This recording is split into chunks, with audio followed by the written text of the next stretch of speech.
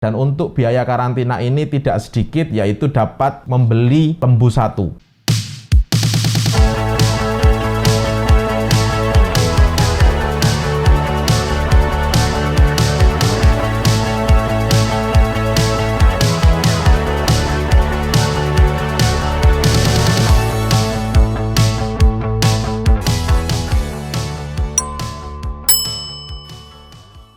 Assalamualaikum warahmatullahi wabarakatuh. Bertemu lagi bersama saya Mugi di Channel. Oke, selamat sore, selamat beristirahat kepada sahabat-sahabat Mugi di Channel. Oke, di sore ini kita akan sharing berkaitan cuti diperbolehkan tidak di saat ini. Oke, sebelum kita masuk ke pembahasan, saya ingatkan dulu buat sahabat-sahabat yang baru pertama kali menemui Mugi di Channel ataupun baru pertama kali menjumpai channel ini, jangan lupa dibantu untuk subscribe dan aktifkan tombol lonceng notifikasi agar sahabat-sahabat kedepannya tidak ketinggalan ketika channel ini mengupdate info-info terbaru. Oke, kita masuk saja ke pembahasan. Kebelakangan ini banyak sekali sahabat-sahabat kita yang bertanya, Mas, apakah di saat ini tidak diperbolehkan cuti? Ya, kita pun juga maklum karena pandemi ini sudah mendekati dan sudah berjalan kurang lebih 2 tahun. Jadi pastinya sahabat yang sebelum ini sudah bertahan menunggu untuk cuti, sampai saat ini belum ada keterangan lagi, dalam artian belum ada kejelasan apakah cuti diperbolehkan ataupun tidak. Dan sahabat harus pahami pada dasarnya untuk yang resmi, yang legal, yang ada dokumen kerja, yang ada permit untuk cuti, silahkan, tidak ada masalah. Dengan catatan sahabat harus memahami cara mainnya, karena nanti agar kedepannya sahabat tidak menyesal ataupun tidak merasa dirugikan ketika nanti ada hal-hal yang terjadi seperti itu. Oke, kita kupas satu persatu hal-hal yang sahabat harus pahami. Yang pertama, untuk di saat ini sahabat yang permit kerjanya masih lama, dalam artian 8 bulan, 7 bulan, 6 bulan, sahabat bisa balik. Dengan catatan nanti ke depannya ketika sahabat sudah balik ke Indonesia dan sahabat mau masuk lagi, pihak majikan mau memohonkan My Travel Pass. Oke, sangatlah jelas bahwasannya untuk sahabat yang nanti ataupun saat ini di Indonesia mau masuk lagi, di situ harus majikannya memohon My Travel Pass terlebih dahulu. Dan permohonan ini sebelum ini pihak JIM juga sudah menginfokan di media secara resmi bahwasanya untuk permohonan My Travel Pass di saat ini sangatlah banyak. Jadi sahabat harus sabar dan menunggu berapa lama sahabat ataupun berapa lama majikan sahabat mendapat jawaban approve ataupun reject. Kalau approve sahabat bisa melakukan ke tahapan selanjutnya, kalau reject ya sampai di situ, tidak bisa melanjutkan lagi, nanti ataupun di bulan yang akan datang bisa mencoba lagi memohon seperti itu. Dan kedepannya kalau majikan itu sudah memohon My Travel Pass dan My Travel Pass-nya sudah approve, dalam artian diterima permohonan itu, dan nantinya juga pihak majikan akan mendapatkan email seperti ini, seperti gambar di sebelah. Nah, setelah tahapan itu sudah keluar, sahabat selanjutnya apa yang harus lakukan dan pahami, yaitu membeli tiket untuk penerbangan ke Malaysia yang nantinya pasti akan turun di KLIA 1 ataupun KLIA 2, karena sampai saat ini untuk penerbangan internasional yang berjalan hanya di KLIA 1 ataupun KLIA 2. Nah, setelah sahabat sudah mendapatkan tiket, sudah tahu kapan sahabat akan terbang, tahapan selanjutnya adalah sahabat harus membuat PCR di Indonesia yang pastinya yang terdaftar dengan Kemenkes, dan di situ juga pasti ada barcode-nya karena untuk verifikasi pastinya nanti akan di-scan. Nah, untuk surat keputusan PCR yang didapat di rumah sakit di Indonesia seperti ini.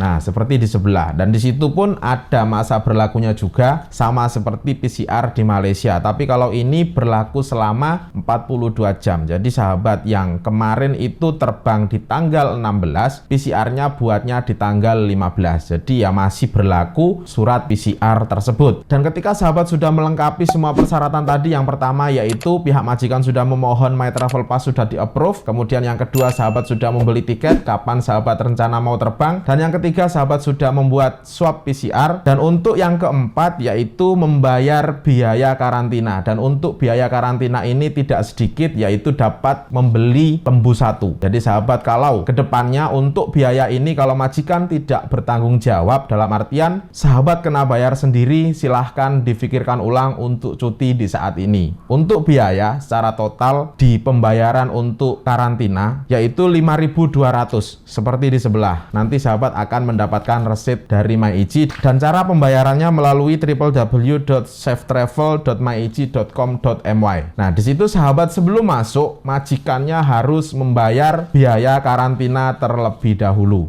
Dan setelah semua terselesaikan, sahabat baru bisa terbang ke Malaysia. Dan di airport pastinya ya sangatlah ketat. Pasti pihak imigrasi Indonesia minta bukti-bukti untuk melepaskan ataupun memperbolehkan sahabat masuk ke negara ini. Seperti itu ya, pastinya untuk nanti ketika sahabat sudah sampai ke LAE ya harus menjalani karantina selama 14 hari. Dan nantinya ya akan dibawa ke hotel oleh pihak pengurusan karantina bagi orang yang datang dari luar negara. Seperti itu. Dan di sini untuk biaya secara keseluruhan coba kita perincikan, yaitu agar bisa menjadi gambaran untuk sahabat yang mau balik. Untuk yang sahabat biaya keperluan keseluruhan ditanggung majikan, tiada masalah. Kalau seluruh biaya dibebankan oleh sahabat ya sediakan saja 21 juta. Kalau mengikut cara yang diumumkan oleh pihak kerajaan Malaysia untuk biaya operasional, karantina, membeli tiket PCR semua ditanggung majikan. Tapi selalunya ada juga hal-hal yang tidak mengikut cara yang disarankan. Jadi ya kalau sahabat sendiri yang membayar ya sediakan saja untuk masuk ke Malaysia, yaitu 21 juta dengan perincian. Yang pertama, tiket masuk ke sini kita buat saja 2 juta. Kemudian PCR itu kita buat 500.000, dan untuk kos biaya karantina yang saya sebutkan tadi yaitu 5.200, kalau dikonversi kurang lebih 17 juta 300 lebih gitu kan. Itu pun kalau sudah diakumulasikan akan keluar jadi 19 juta 800. Kalau dibulatkan ya 20 juta lah. Dan sebelumnya sahabat di Indonesia pasti wirawiri kesana kesini untuk membuat PCR, membeli tiket dan sebagainya. Untuk pergi ke bandara kita sediakan dana 1 juta. Jadi secara keseluruhan mulai dari tiket, PCR, biaya karantina, transport ke bandara di Indonesia kita sediakan uang 21 juta. Jadi sahabat yang mau balik di saat ini pertimbangkan terlebih dahulu apakah nanti majikan ke depannya mau menanggung biaya semuanya ataupun semua biaya yang akan datang ditanggung oleh pihak sahabat. Oke, jadi untuk akomodasi yang harus disiapkan ke depannya apabila sahabat punya majikan tidak tanggung jawab yaitu sebesar 21 juta untuk mau masuk ke sini lagi.